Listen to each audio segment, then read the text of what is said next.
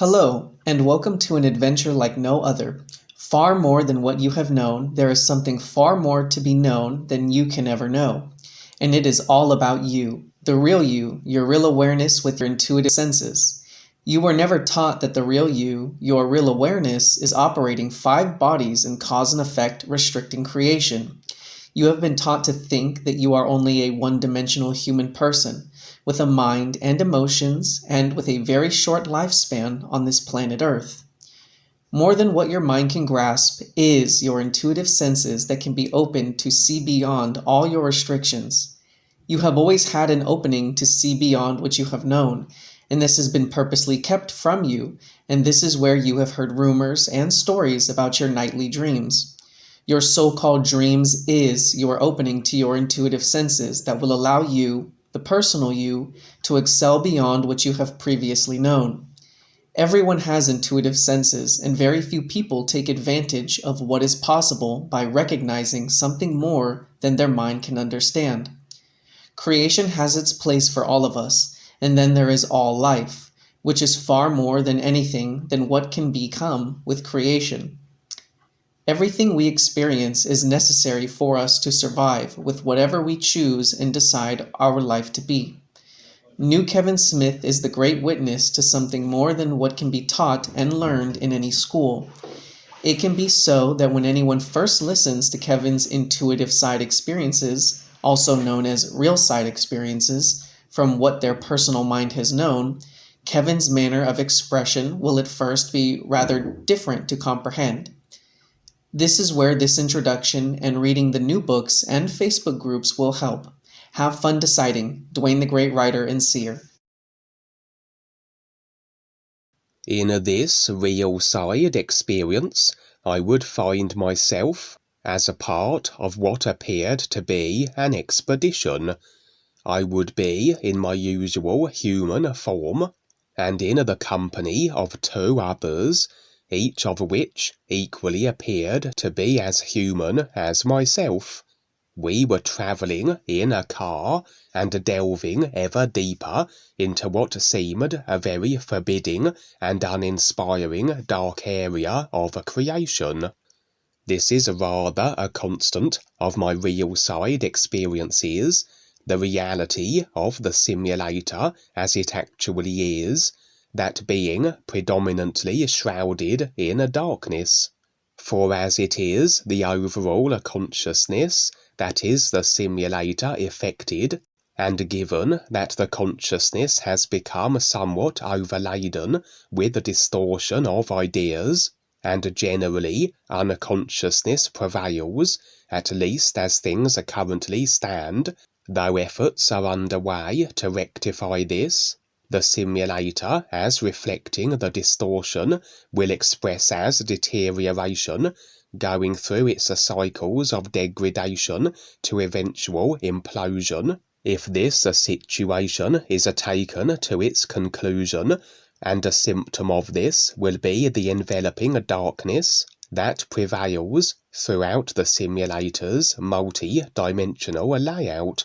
For indeed, not only is a consciousness overwhelmingly a construct of idea distortion, but it is a consciousness clung to. For until an individual decides to recognize themselves as the real awareness that they actually are, they will be embracing what is the created personal self-consciousness, absorbed into its idea design, every idea as formulated, created, or those as created by others and agreed with, that become as the consciousness since the very first moment we entered the simulators. For it is the ideas that affect our lifetimes of a body type, relationships, and creational positioning. But just as we may assume new positions and body forms, each lifetime of memory body now devoid of references from all that had preceded it, the ideas pertaining to all we had previously experienced isn't lost, but rather transferred to the backup filing system, if you will, the subconscious. And although we then are generally consciously oblivious of our prior lifetimes, unless we choose to access them through our awareness, the ideas pertaining to them still are as a part of the consciousness, a consciousness most will be fully embracing as they remain absorbed into their creation. It is the equivalent of every web page and a site we ever visited on our computers being retained on the screen, as opposed to experiencing what we will, then standing in indifference and objectivity to the ideas we formulated and agreed with that affected our circumstances. And as the lifetimes roll by, as more sites and web pages are added to the screen, this has a somewhat overburdening effect on our computers. They begin to struggle under the weight of the data and eventually shut down. An analogy that can be applied to the situation with the simulators, the overall consciousness that all present will be a contributory factor for, the vast majority holding to the consciousness through the embracing of their personal self-creation, and this progressively burdens then the simulator and takes it through its cycles of degradation. Were every being to stand in objective indifference to however they have constructed their uniquely designed consciousness of ideas, only possible prior to the creation of the free will wielding secondary personal self, or at a stage where the real intent for his recognition is embraced, a journey which involves a facing and a releasing of the consciousness, then potentially the simulator deterioration could be halted or even reversed. But until then, with unconsciousness prevailing, so the reality of the simulator is that of a dark and oppressive realm, and generally this is only apparent from the view of the real awareness, as we go about our real side activities, and this can become the standard backdrop of our multi-dimensional scenes, that of darkness. As I said in the beginning, I and two other individuals were exploring another area of creation, shrouded in the typical gloom, progressing through darkened swamp lands in a car. Were the car symbolic as a passenger, I would be in agreement with whatever idea the car represented, as on the real side, vehicles are utilized as representing ideas, and as one of the group of three was at the wheel, he would be the idea's creator that I would then be in agreement with.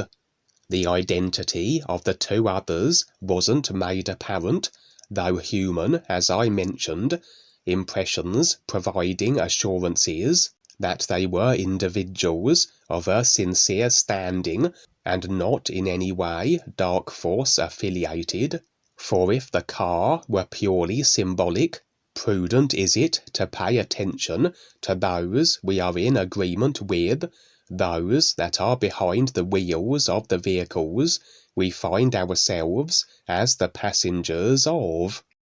Our journey would terminate on the edge of a deeper swamp that was impassable by vehicle. We would exit and abandon the car, and necessary was it now to proceed on foot. One of the individuals would enquire as to my swimming ability, as this was the means by which we would traverse the swamp we now intended to cross. That although my swimming skill is somewhat limited in regards to my physical level form, on the real side we are only as limited as the idea restrictions we hold to. That as we learn to stand in the nowness of our real awareness, nothing is beyond our capability, and we have all that is required for every eventuality. Entering the murky swamps, we would proceed across them, various distortion of a body form breaking the surface, as the creatures lurking within the swamp would be attracted or curious to what was disturbing the waters. The scene would skip, unnecessary was it to experience what would have been quite the duration. The swamp was extensive, and now I found myself in a clearing, within a relatively dry area of the overall dark position we were in. We had erected tents and were preparing to settle in for the night. At this point, the group of 3, which included myself, had been joined by another human male, and he and myself elected to scout the immediate area as the other 2 individuals took to their respective tents. We had a destination and objective seemingly, and as we proceeded we would be cautiously navigating through all manner of distorted forms that littered the ground. The predominant body type was that along the design lines of snakes or worms, most of which we would determine as being venomous. As we continued, the general size of the serpentine creatures and worms would increase dramatically in size, and we would in fact elect to levitate, to float over the ground, as opposed to attempting to walk across its surface. Although at one point my associate would be snared by an especially tenacious viper, it would constrict him in its coils and sink its fangs into his arm, and required was it for me to assist and extricate him from the snake's embrace. A snake that would have rendered the average body form dead through the venoms it administered, though evidently we were beyond the ability of the creatures to harm.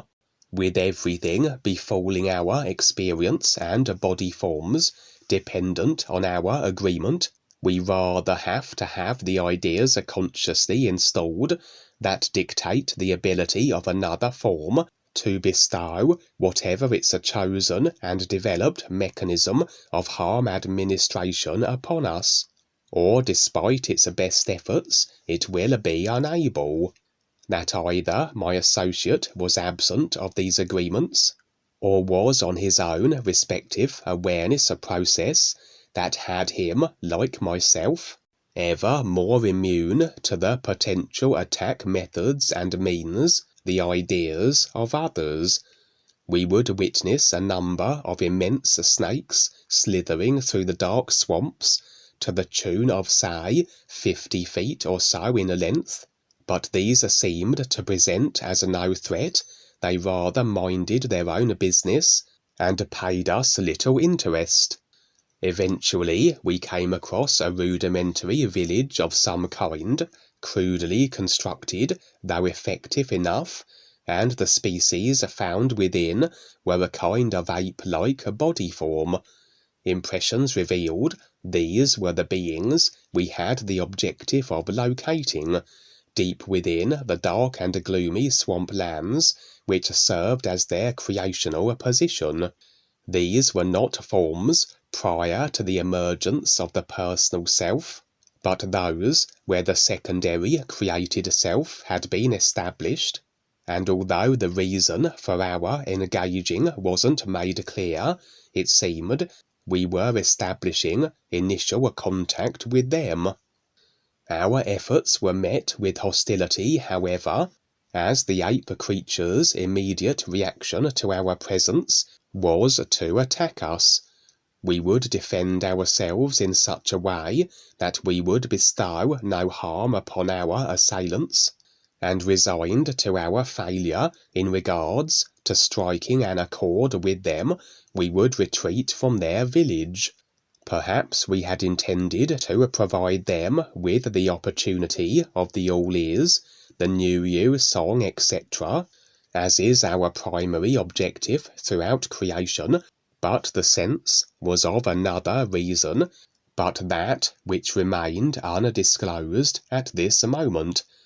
We would return now not to our camp, but to a very sophisticated complex that had been constructed in the swamps. This complex was built by the hands of those in affiliation with the two individuals I had accompanied into the swamp, and indeed the only structure of its technologically sophisticated kind, in the overall creational position we were in, that only the ape's habitation would have been considered the most advanced in the absence of the constructed complex. Having been unsuccessful in our engaging with the ape people, we had been, however, unknowingly followed by another individual back to the technological compound, and perhaps this had been the reason for our exploration, or at least a part of it, that our attempt to engage with the ape beings had made ourselves apparent to what appeared to be a heavy-set female, human to a degree, but with certain differences that suggested she was an altogether different species, though the details I fail to recall on waking.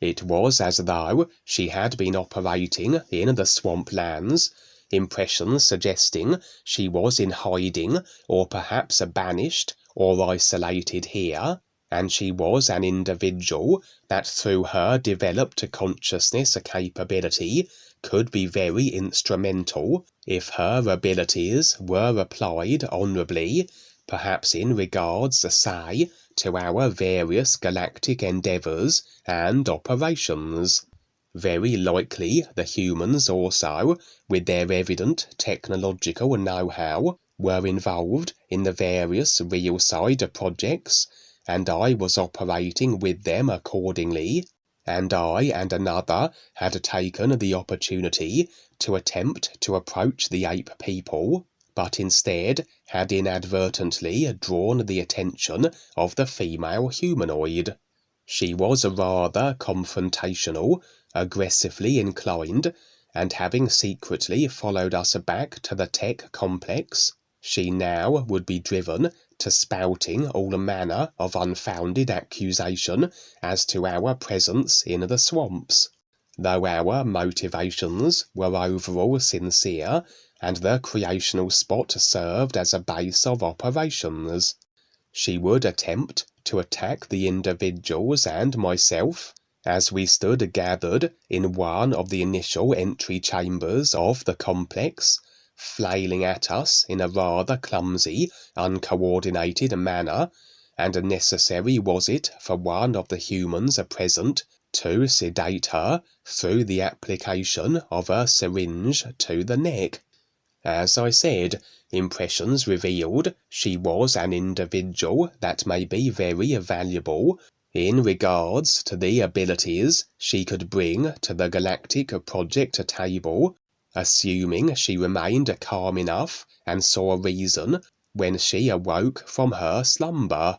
But there the scene would conclude, as though a glimpse of the first stages in another developing real side escapade.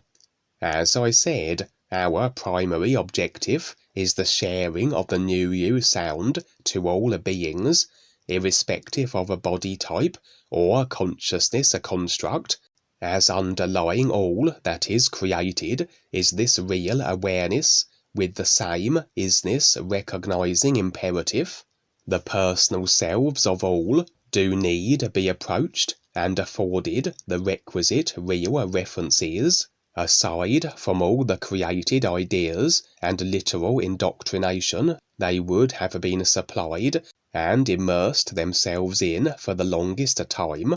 and additionally are we scouring multi-dimensional creation, affording not only the opportunity of creational extrication, but to glean the agreement and assistance of those who through their established positions of reach and influence, or through the capabilities they have developed, they may be as valuable assets in regards to our life and awareness benefiting galactic operations, which in turn affords them a means of stepping up, and through the reflective principle, that which individuals involve themselves in is reflected in equal measure, that as a life is supported, so we are supported by life in regards to our own awareness and recognition in relation to the true reality. As DUANE often says, even as the individual may not initially realize it, we are providing them the mechanisms by which they can become as the real awareness that they actually are, and if taken to a conclusion, to be standing in recognition of the all is they are a part of.